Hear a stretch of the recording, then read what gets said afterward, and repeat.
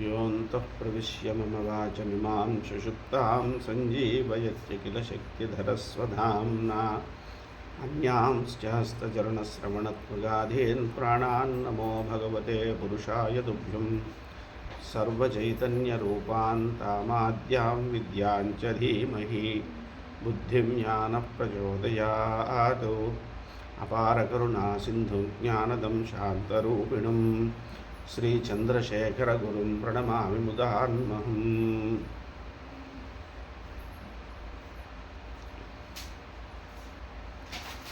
ఇప్పుడు రేపు భాద్రపద శుద్ధ పౌర్ణమి 7వ తారీఖున సంపూర్ణ చంద్రగ్రహణం సంభవిస్తోంది. అయితే ఈ చంద్రగ్రహణం గురించి ఇప్పటికీ మనకి చాలామంది పెద్దలు వాటి యొక్క మంచిని అరిష్టాన్ని సూచిస్తూ మనకి చాలా వీడియోలు వచ్చాయి. అయితే నాకు తెలుసున్న 4 విషయాల్ని మీ అందరితోటి పంచుకోవడం కోసం అని చెప్పి ఈ వీడియో చేస్తున్నాను. మీరందరూ కూడా ఆదరిస్తారని ఆకాంక్షిస్తున్నాను. ఇకపోతే పౌర్ణమి రోజున చంద్రగ్రహణం, సంపూర్ణ చంద్రగ్రహణం రాత్రి కాలంలో శతభిషం, పూర్వభాద్ర నక్షత్రాల్లో ఈ చంద్రగ్రహణం ఏర్పడుతోంది. అయితే ఈ చంద్రగ్రహణం రాత్రి 9:53 ప్రారంభమై మోక్షం 11:32 శుద్ధ మోక్షకాలం రాత్రి 1:27. ఈ చంద్రగ్రహణం శతభిషం, పూర్వభాద్ర నక్షత్రాల్లో ఏర్పడుతోంది కాబట్టి శతభిషం, పూర్వభాద్ర నక్షత్ర జాతకులు ఈ యొక్క గ్రహణాన్ని చూడకూడదు.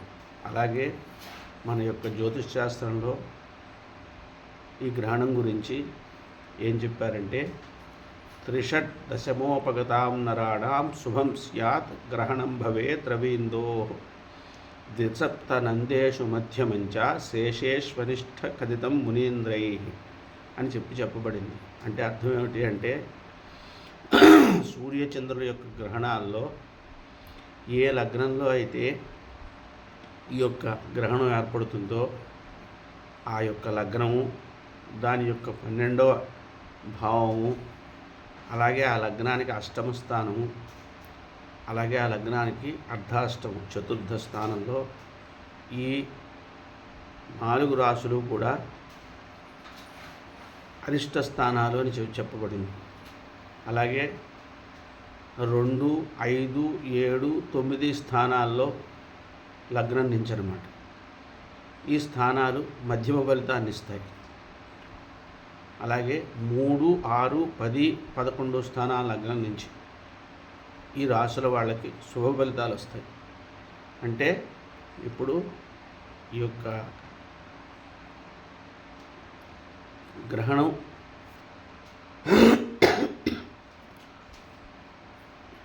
కుంభరాశిలో ఏర్పడుతోంది కాబట్టి కుంభరాశి వారికి, దానికి 12వ స్థానమైన మీనరాశి వారికి, కుంభరాశికి 8వ స్థానమైన కర్కాటక రాశి వారికి, అర్ధాష్టమ స్థానమైన వృశ్చిక రాశి వారికి, వీరందరికీ కూడా ఈ గ్రహణం వల్ల కొంత దుష్ప్రభావం ఏర్పడే అవకాశం ఉంది. కాబట్టి వీరందరూ కూడా ఆ గ్రహణాన్ని చూడకూడదు. గ్రహణం అయిన తర్వాత యథోక్తంగా శాంతి జరిపించుకోవాలి. అదేవిధంగా ఈ గ్రహణ సమయంలో వాళ్ళు ఒక కాగితం మీద ఇంద్రానలో దండధరశ్చరక్ష ప్రాచేతసో వాయు కుబేర శర్వాహ మమ జన్మ వృక్షే మమ రాశి సంస్థే చంద్రోపరాగం శమయంతు సర్వే.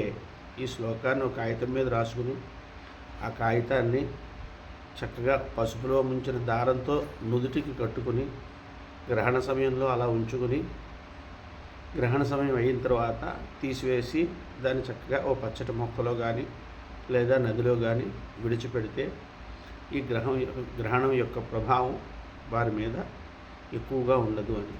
అలాగే ఈ గ్రహణ సమయంలో ఏవి కూడా ఆహార పదార్థాలను నిల్వ ఉంచకూడదు కాబట్టి వండిన పదార్థాలన్నింటినీ కూడా వినియోగం చేసేసి ఊరగాయలు, నీళ్లు ఇటువంటి వాటి మీద దర్భలను ఉంచి, నీళ్ళంటే మనం ఇంట్లో వాడుకునే నీళ్లు కాకుండా నీళ్లు పట్టుకునే సంపుల మీద, అలాగే ఎక్కడైతే నీళ్ళు నిల్వ ఉంచే ప్రదేశాలు ఉన్నాయో వాటి మీద కూడా దర్భలు వేసుకుని ఉంచుకోవడం వల్ల ఈ గ్రహణం యొక్క ప్రభావం వాటి మీద పడదు. అలాగే ఇంట్లో దేవతా విగ్రహాలు ఇత్యాదుల మీద కూడా దర్భలను పరిచి ఉంచుకోవడం అనేది మనకి అనాది కాలం నుంచి వస్తున్నది. అయితే ఈ గ్రహణ సమయంలో ఏం చేయాలి, ఈ గ్రహణ సమయాన్ని ఏ విధంగా మనం వినియోగించుకోవాలి? ఎందుకంటే సంపూర్ణ చంద్రగ్రహణం అంటే చాలా విశేషమైనది. ఈ గ్రహణ సమయంలో మనం ఏం చేసినా సరే అది కోటిగుణితమవుతుంది. శాస్త్రంలో ఏం చెప్పబడింది అంటే, సర్వం భూమి సమం దానం, సర్వే బ్రహ్మ సమాద్విజా, సర్వం గంగా సమంతోయం గ్రహణే చంద్రసూర్యయో అని చెప్పబడింది. అంటే ఏంటంటే, మీరు ఏమాత్రం ఏ చిన్న దానం చేసినా ఈ గ్రహణ సమయంలో ఒక భూదానం చేసినంత గొప్ప విశేష ఫలితాన్ని ఇస్తుంది. అయితే ఇక్కడ మనకి ఇంకొక అనుమానం రావచ్చు, ఎవరికి చెయ్యాలండి, ఎవరికి చేస్తే మాకు ఎటువంటి ఫలితం వస్తుంది అని. దాన్ని కూడా శాస్త్రమే చెప్పింది.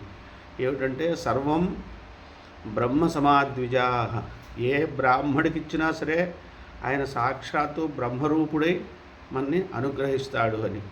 అలాగే గ్రహణ సమయంలో మనం చేసే స్నానం ఏ నీటితో చేసినా సర్వం గంగా సమంతోయం, అంటే పూర్తిగా గంగలో మునిగిన స్నానం చేసిన ఫలితాన్ని మనకి పొందుతాము అని.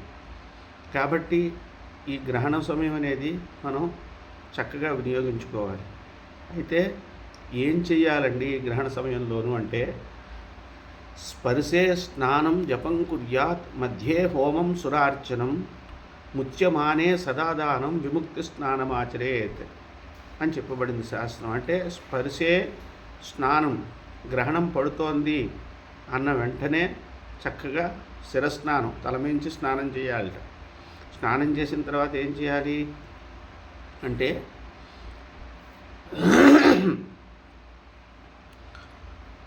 జపం చేసుకోవాలి. మనకి ఏవైనా ఉపదేశమైన మంత్రాలు ఉంటే ఆ మంత్రాలు మనం చక్కగా జపం చేసుకుంటూ కూర్చుంటే అవి కోటిగుణితం అవుతాయి. అయితే అయ్యా మాకు మంత్రాలు ఏమీ లేవు, ఏం చేయాలి అంటే, భగవన్ నామస్మరణ చేయాలి.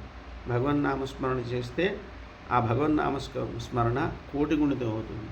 అలాగే గ్రహణ సమయంలో కొన్ని శ్లోకాలు మనం చదువుకోవడం వల్ల మనకి చక్కగా దిక్పాలకులు, సర్వదేవత అనుగ్రహం కలిగి మనకి ఉత్తరోత్తర శుభపరంపర జరుగుతుంది.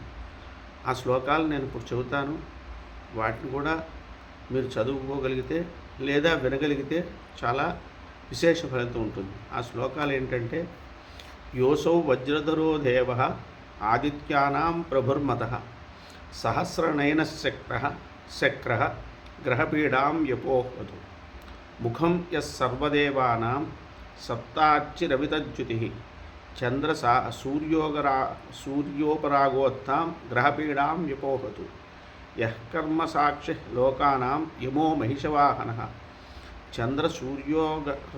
చంద్రసూర్యో పరోగోత్తాం గ్రహపీడాం యపోహతు, రక్షో గణాధిపः సాక్షాత్ ప్రళయానలసన్నిభः, ఉగ్రః కరాళో నిరుతి గ్రహపీడాం యపోహతు, నాగపాశధరో దేవో నిత్యం మకరవాహనః, వరుణో జలలోకేశः గ్రహపీడాం యపోహతు, ప్రాణో హి రూపో లోకానాం వాయుః కృష్ణమృగప్రియः, చంద్రసూర్యోపరాగోత్తాం గ్రహపీడాం యపోహతు, యోసౌ నిధిపతిర్దేవः ఖడ్గశూలధరో వరः, చంద్రసూర్యోపరాగోత్తాం కలుషం మే వ్యపోహతు, యోసౌ శూలధరో రుద్రः శంకరో వృషవాహనः, చంద్రసూర్యోపరాగోత్తాం గ్రహ దోషం నాశయతు. ఈ యొక్క శ్లోకాలని గ్రహణ సమయంలో జపించడం వల్ల ఆ గ్రహణం యొక్క దుష్ప్రభావాలన్నింటినీ నుంచి మనం దూరంగా ఉండగలుగుతాం. అయితే ఈ గ్రహణంకి సంబంధించిన ఇంకా నియమాలు ఏమిటి అని కానీ మనం చర్చించుకుంటే, సర్వసాధారణంగా సూర్యగ్రహణానికి 6 జాములు, చంద్రగ్రహణానికి 3 జాముల ముందు భోజనాది నిత్య కార్యక్రమాలు పూర్తి చేసుకోవాలి. అంటే రాత్రి 9 దాటిన తర్వాత గ్రహణం సంభవిస్తోంది కాబట్టి మధ్యాహ్నం 12 గంటల 15 నిమిషాల లోపు భోజన ప్రత్యాబ్దికాదులన్నింటినీ కూడా పూర్తి చేసుకోవడం ఉత్తమం. అయితే చిన్నపిల్లలు, వృద్ధులు, గర్భిణీ స్త్రీలు వీళ్ళందరూ కూడా ఎక్కువ సమయాన్ని ఆహారం తీసుకోకుండా ఉండలేకపోతారు. కాబట్టి వాళ్ళకి శాస్త్రం చెప్పిన ప్రకారం సాయంత్రం దరిదాపుగా 4 గంటల 55 నిమిషాలు 5 గంటల దాకా వాళ్ళు ఏదైనా ఆహారాన్ని స్వల్పంగా తీసుకోవచ్చు. శక్తి ఉన్నవారు 12 గంటల 15 నిమిషాలు దాటిన తర్వాత మరునాడు ఉదయం దాకా ఏమీ తీసుకోకపోవడం అనేది ఉత్తమం.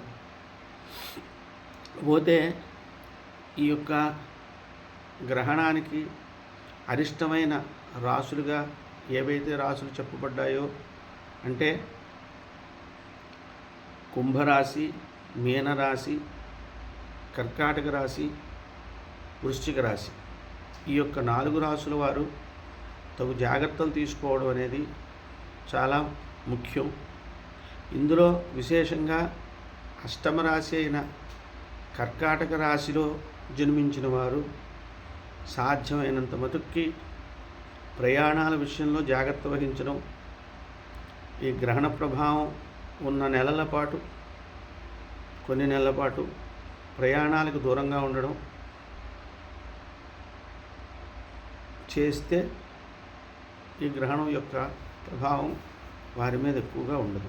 అదేవిధంగా అర్ధాష్టమ స్థానమైన వృశ్చిక రాశిలో జన్మించిన వారు ధనపరంగా, ధన విషయంగా కొంచెం జాగ్రత్త వహించడం ఈ గ్రహణం యొక్క ప్రభావానికి లోను కాకుండా ఉండడానికి సంభవిస్తుంది.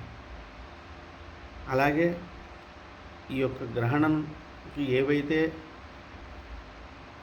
అరిష్ట రాశులుగా చెప్పబడ్డాయో వారు గ్రహణం అయిపోయిన తర్వాత మరునాడు ఉదయాన్నే లేచి స్నానం చేసి నిత్యకర్మలు పూర్తి చేసుకుని ఒక కంచు పాత్రలో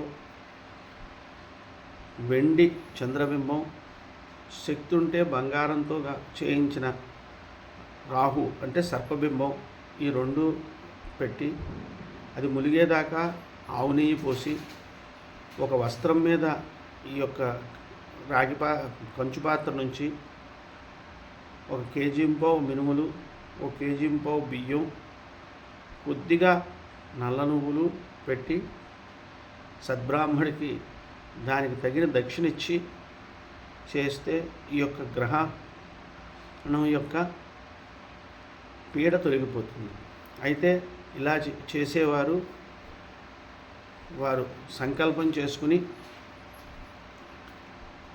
ఈ యొక్క ఏమని చెప్పాలి అంటే మమ జన్మరాశి జన్మ నక్షత్ర చతుర్థాది అరిష్టస్థాన స్థిత గ్రహణ సూచిత సర్వారిష్ట ప్రశాంతిపూర్వక ఏకాదశ స్థాన స్థిత గ్రహణ సూచిత శుభఫలావాప్త్యర్థం బింబదానం కరిష్యే అని సంకల్పం చేసుకోవాలి.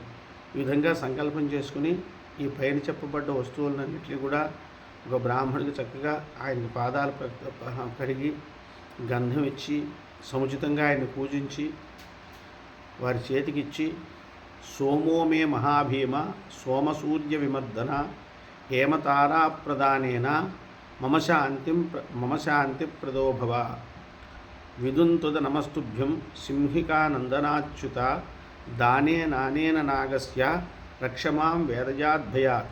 ఈ 2 శ్లోకాలని చెప్పుకొని వారికి ఈ యొక్క దానాన్ని ఇవ్వడం వల్ల గ్రహణం వల్ల సూచించబడ్డ అరిష్టాలు ఏవైతే ఉన్నాయో ఇవన్నీ శాంతిస్తాయి. అయితే అయ్యా మాకింత శక్తి లేదండి, ఇవన్నీ మేము చేసుకోలేము, లేదా అభావము, లేదా సమయాభావము, బ్రాహ్మణులు దొరకకపోవడము, ఇటువంటివి ఉన్నాయి, మాకు ఏం చేయాలి అంటే చక్కగా ఏకాదశి రుద్రాభిషేకం ఇంట్లో చేయించుకోవడం కానీ, దానికి కూడా వీలు పడిన వారు, శక్తి లేని వారు ఒక ఆలయంలోకి వెళ్ళి అక్కడ చక్కగా ఏకాదశి రుద్రాభిషేకం చేసుకుని